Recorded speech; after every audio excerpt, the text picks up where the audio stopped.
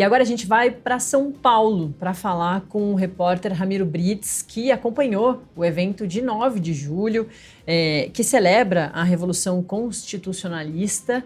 E eu dou o meu boa tarde ao Ramiro. Boa tarde. Boa tarde, Natália, tudo bem? Tudo certo. Como é que foi isso aí, hein? Teve presença de Tarcísio de Freitas, o governador de São Paulo, que é muito testado aí, o nome dele tem sido bastante testado para ser o substituto de Jair Bolsonaro em 2026, já que ele está inelegível em 2030, até 2030, e também do prefeito de São Paulo, Ricardo Nunes, né?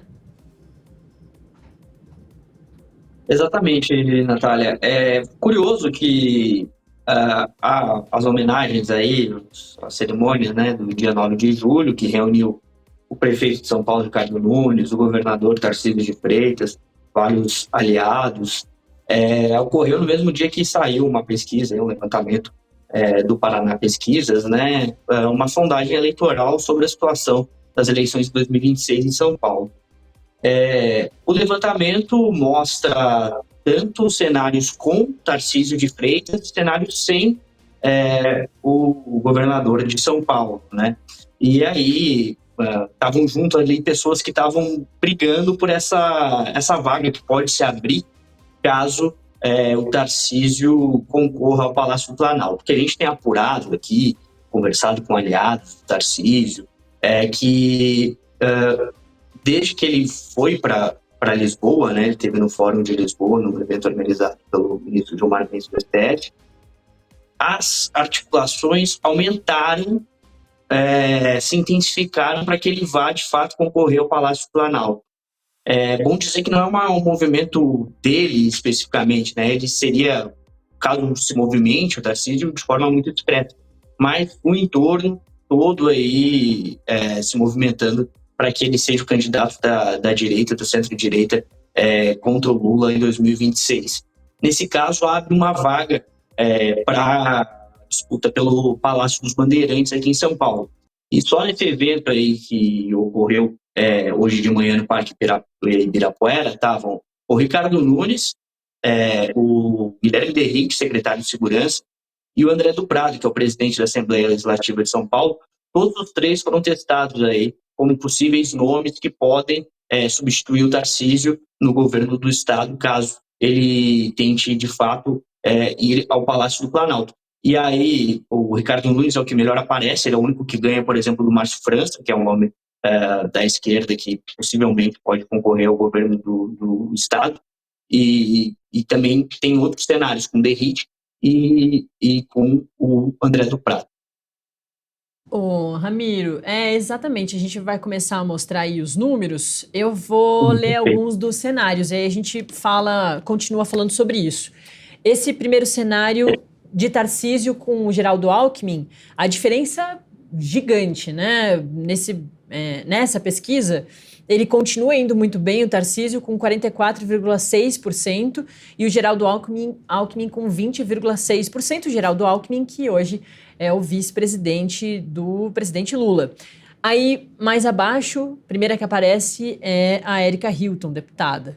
Aí, no outro cenário, aí sim, com o Márcio França representando aí, né, a esquerda, a centro-esquerda, Tarcísio de Freitas ganhando de novo, com 47,3%, contra os 12,3% do Márcio França, empatado, né, dentro da margem de erro, com a Érica Hilton com 11,1%. E até aparece ali também o Alexandre Padilha com 5,7%, ministro do presidente Lula. Aí, no outro cenário, antes de passar de volta para ti, Ramiro, é o cenário com Fernando Haddad. Aí, Fernando Haddad não sendo substituto de Lula em 2026 para a corrida da presidência, mas indo mais uma vez ao governo de São Paulo, tentando mais uma vez ao governo de São Paulo, assim como ele fez na eleição passada. Aí Tarcísio de Freitas com 46,8% e Fernando Haddad com 17,2%. Érica Hilton aí também, de novo, em terceiro lugar, com 9,3%.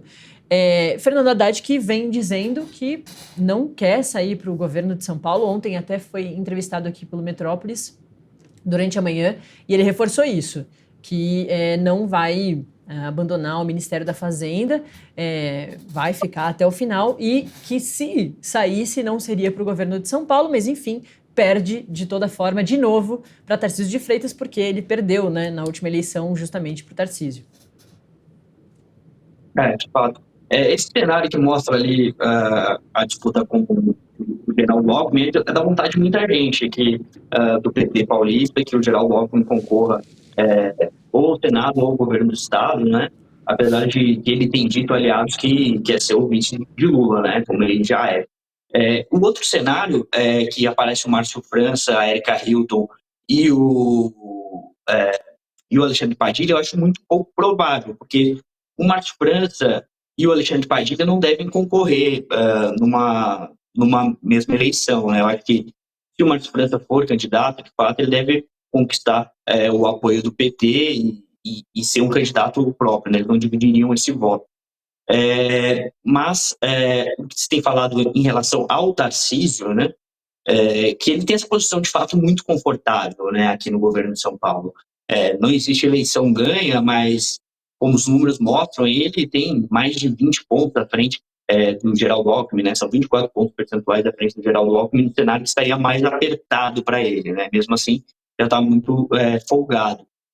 Então, por isso que ele é uma escolha bastante difícil, né, porque tem essa pressão do mercado financeiro, tem pressão de aliados, do Centrão, enfim, muita gente querendo que o Tarcísio seja candidato à presidência da República, mas ele tem essas garantias aqui em São Paulo, né? Ele tem a máquina na mão, ele tem uma aprovação muito grande, inclusive ele tem feito alguns sinais que pode tanto ir para o Planalto quanto pode funcionar tanto como uma candidatura ao Planalto quanto para o Palácio dos Bandeirantes. Ontem, ele lançou, a gente também acompanhou, uma plataforma de emprego chamada Trampolim. É uma brincadeira ali com a palavra trampo, né? Trampolim. Porque, enfim, é uma plataforma que reúne diversas qualificações profissionais ali, cursos de qualificação, para melhorar a mão de obra no estado de São Paulo. Nesse mesmo evento, ele sancionou um projeto de lei que se chama Superação, que é um projeto de superação da pobreza. Ele diz que não é um projeto de assistência social, mas que sim é um convite a uma caminhada para pessoas que precisam de caminhada em locais onde o Estado não é tão presente. Então, ele estava ali se colocando como assim, a gente escuta muita crítica da oposição que o Superação seria um Bolsa Família do Tarcísio, né? Mas que atende menos gente, enfim, as críticas são várias da oposição. Então, ele coloca uma certa contradição ali em relação aos planos do governo Lula, o projeto do governo Lula. Ele intensificou o Casa Paulista, que inclusive foi criado pelo Geraldo Alckmin, né, quando ele era governador, que agora é vice-presidente, aparece aí nas pesquisas.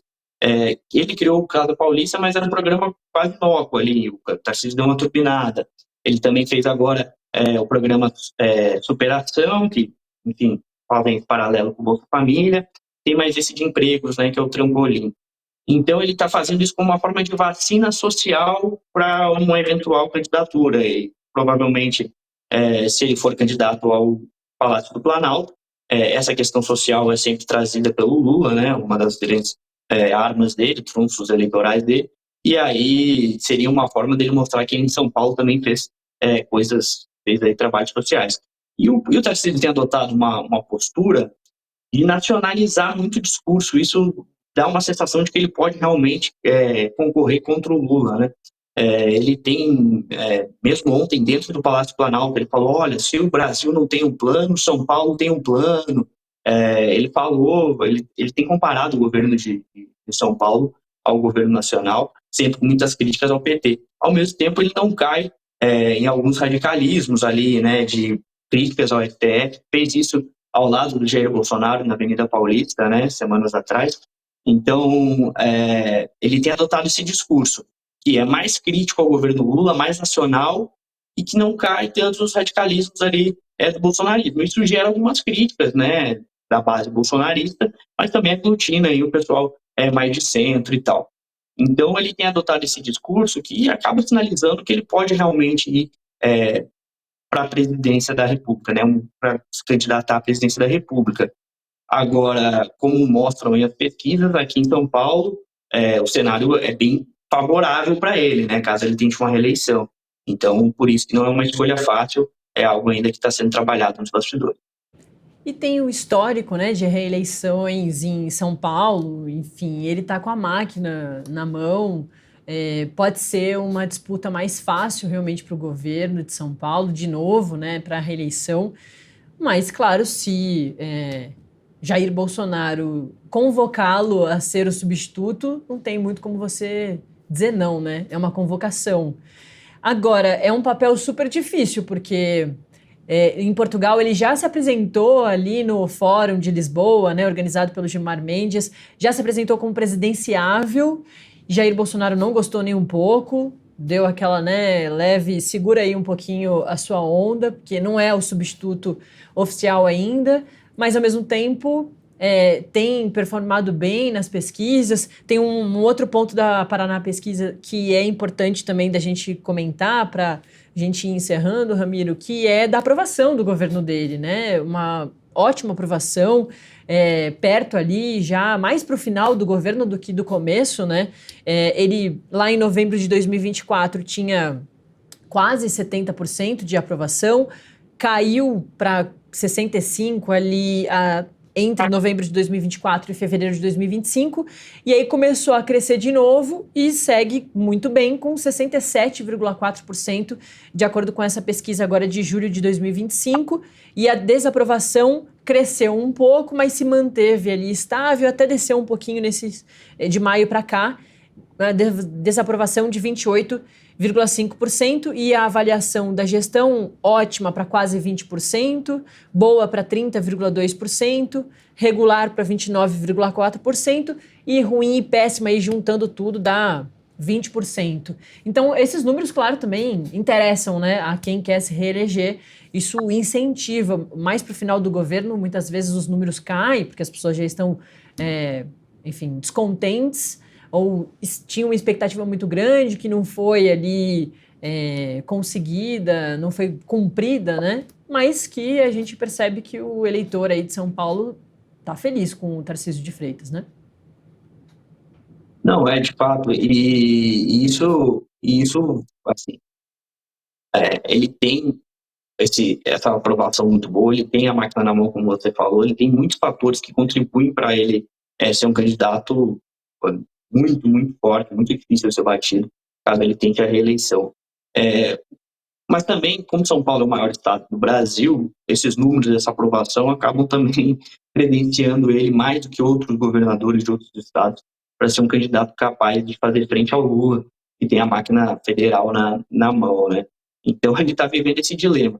Há quem a gente converse, entre aliados de Tarcísio ali, que, embora ele não fale publicamente que ele vai ser candidato à presidência da República, ele estaria esperando só esse chamado aí do Bolsonaro que você comentou, né? Só essa convocação seria o que estaria faltando para ele. E está todo mundo um pouco à espreita, esperando como o Bolsonaro vai se posicionar, né? Tem o julgamento do STF aí rolando, muita gente diz que deve ter um desfecho por volta de outubro. O pessoal também que apostando que até dezembro tem alguma definição quanto a isso, né? Os aliados do Tarcísio. Agora, esse episódio que você mencionou do Fórum de Lisboa, ele é bastante emblemático para a gente entender um pouco como é que está o comportamento do governador de São Paulo, porque ele foi anunciado como presidenciável inequívoco, ex-ministro da Defesa do governo Michel Temer, o Raul Jungmann.